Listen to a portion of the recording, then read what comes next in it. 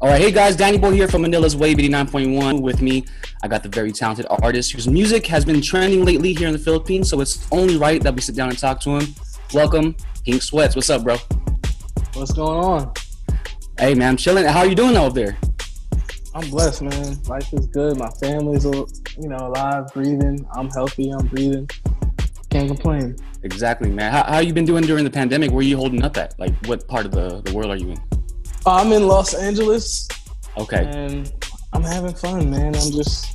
I'm hitting a stride of, I guess, realizing that the pandemic wasn't going to be short, Because in the beginning, I'm sure for a lot of people, it's just like, oh my God. And like for me, I didn't leave the house for almost months. Me too. In the beginning. But, I finally hit a mental peace, where it's like, you know what, if this is how things are, I have to accept that. But I can't be down about it. Regardless of what happens, I can't allow outward influences to completely deteriorate my insides. So Exactly. I found some peace and happiness in all of this. Awesome, man. Now, of course, we're going to talk about your latest hit, At My Worst. But before we get into that, is it cool that we kind of backtrack and get more info from you for the fans and also some fan questions on the way? Yeah, right. Let's do it. Right. So I think you were really knocking doors down with your song Honesty in 2018, right? And what made you come out with that song in particular as your first single? And were you taken by surprise by how fast it gained attention? Man, to answer the last question first, very surprised.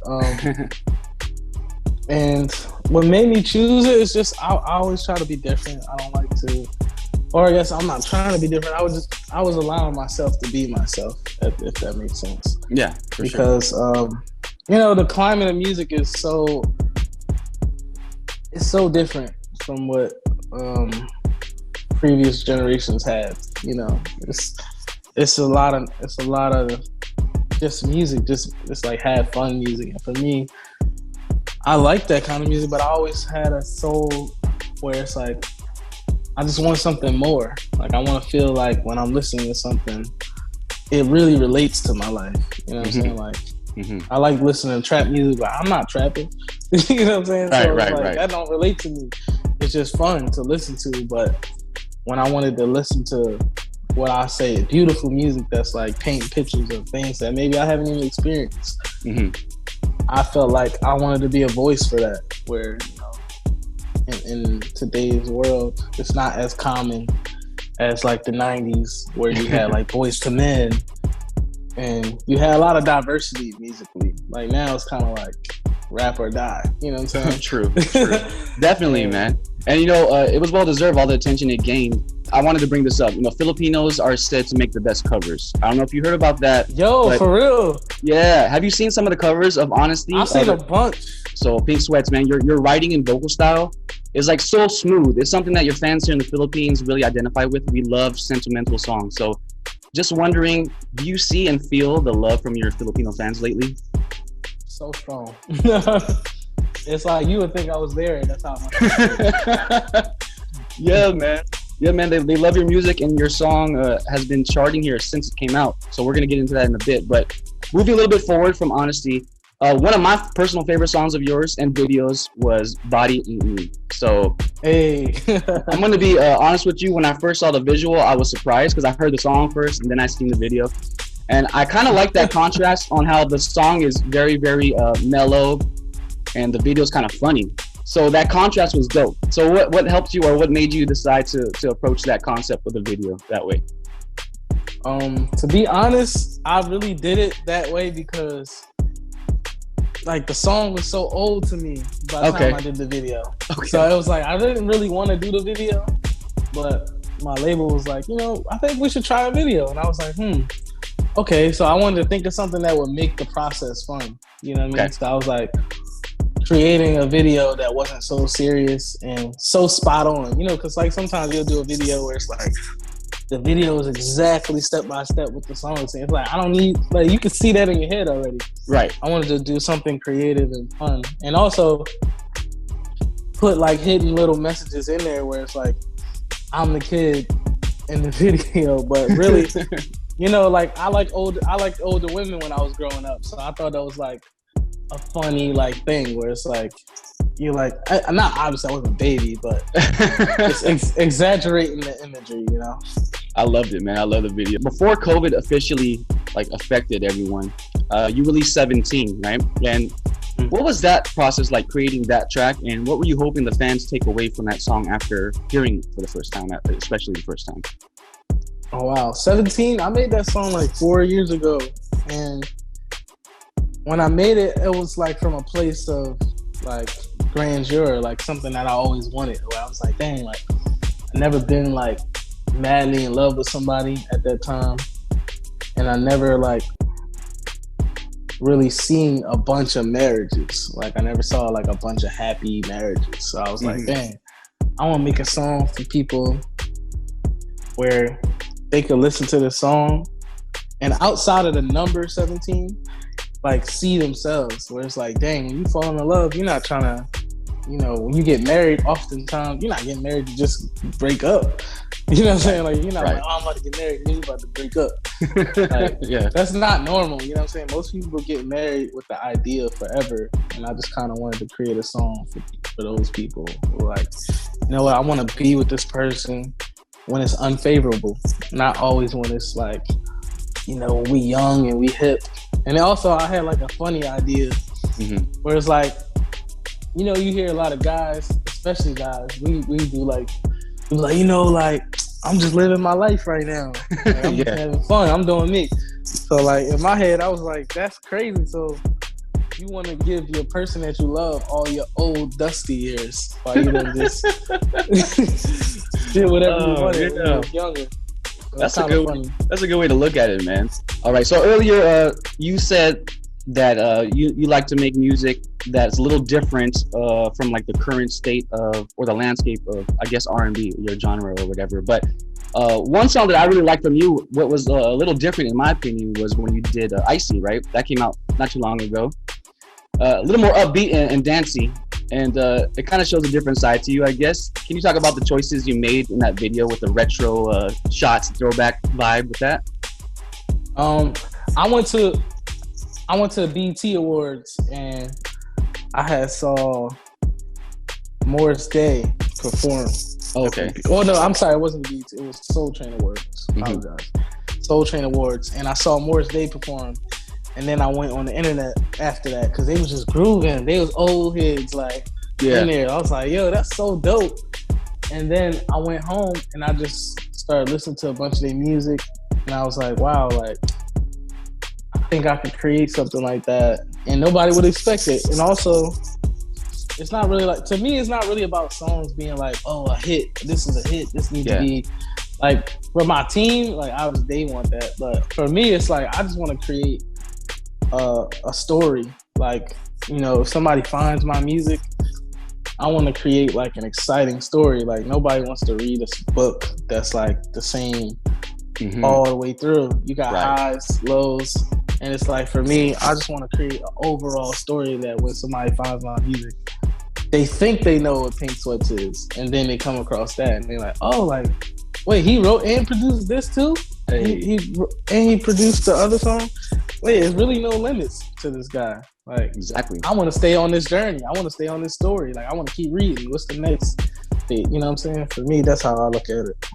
For sure. If y'all just tuning in, I'm chilling with the one and only Pink Sweats. I got a few fan questions for you. From Jason, he's asking, who's an artist that you always listen to feel inspired? Oh, an artist I listen to, Stevie Wonder. Love Stevie Wonder. Awesome. Yeah. And Tina is asking, what was the last series that you finished watching completely? The 100. It's called The 100 on Netflix. Okay. And if you had one item in the world that you can have an unlimited supply of, what would it be? Oh wow. Is it got real or imaginary? Either way. Love. Okay, perfect. And have you ever had Filipino food before? Someone's asking. I haven't, but I need to. But I want to do it the authentic way. You know what I'm saying? Like, I want to come there. You got to come out here for that. Down. Yeah. We're gonna set that up. If ever you come out when everything's back to normal, we're gonna make sure you get a proper Filipino meal. That would be so awesome, man. All right. So we have Francis saying that his favorite song of yours is Lows, and he wants to know, was that song? Did you make that song from like a personal experience? I did. All my songs come from personal experience. Okay. That one was just like my girl, just like dang, like you just like even at my low, even when, and like I feel like lyrically, it was like a little bit of a flip because I feel like from a songwriter standpoint, like typically I would have written even at your lowest low, I'll always be there for you, but. Right. I wanted to paint a picture of like, doesn't matter, like if I'm good, I'm always make sure you're good. You know what I'm saying? Awesome, man. And because of this global situation, what are you missing the most out of everything else from before? I actually miss traveling. Like I miss at leisure traveling, not like, cause like promo traveling, especially out of the States, is harsh. So I don't really miss that. Like as far as like, if I would have had to come fly to you, and then fly to the next station in another country, then another day every day. I don't miss that part, but like just the idea of being able to go, like I'll be on Instagram sometimes, I might see something dope and it's like Greece or something. Like just being able to be like, yo, babe, like let's go to Greece, like stuff like that you can't do.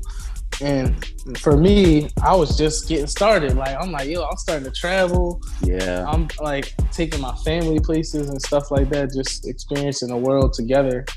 Where it was like, dang, like I miss that, you know, the feeling of meeting new people, hearing different languages, tasting different food. It's a beautiful thing. For sure, man. And now let's put the focus on your new release, At My Worst. Can you give us a story or the background of the track itself, what it's about, and how you put it together? At My Worst? Yeah. Man, it's funny because when I was creating that song, the first thing that popped in my head was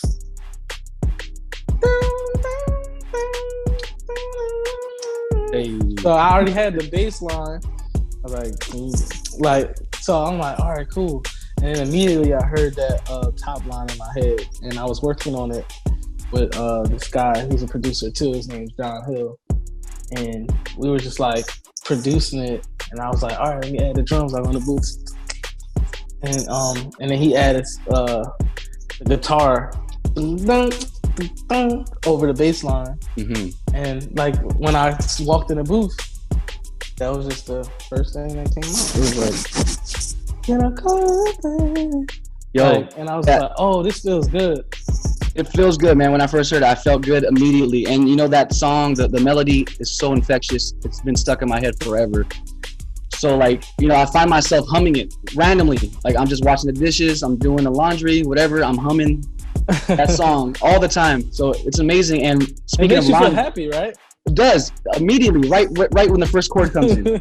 And you know, in the video you work at a laundromat. So my question for you is, have you ever had any odd jobs before you became a singer? Man, you know what's crazy? They odd jobs to me, but maybe to like somebody else is not odd. But I've always tried to like stay in the vein of music. Like I used to be a drummer at a church. Okay. I used to work in an office. I used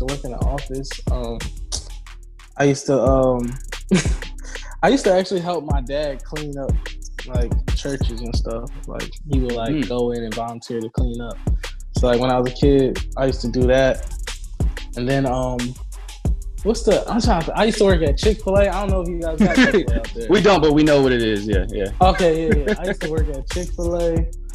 Okay.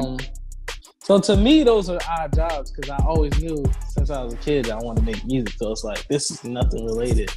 Yeah. Like, nice. And I love that video too. All your videos are dope, man. I've never seen a video or heard a song of yours that wasn't dope. And we really appreciate you. The Philippines really supports you and loves you. Like I said earlier, At My Worst has been charting since the week of its release.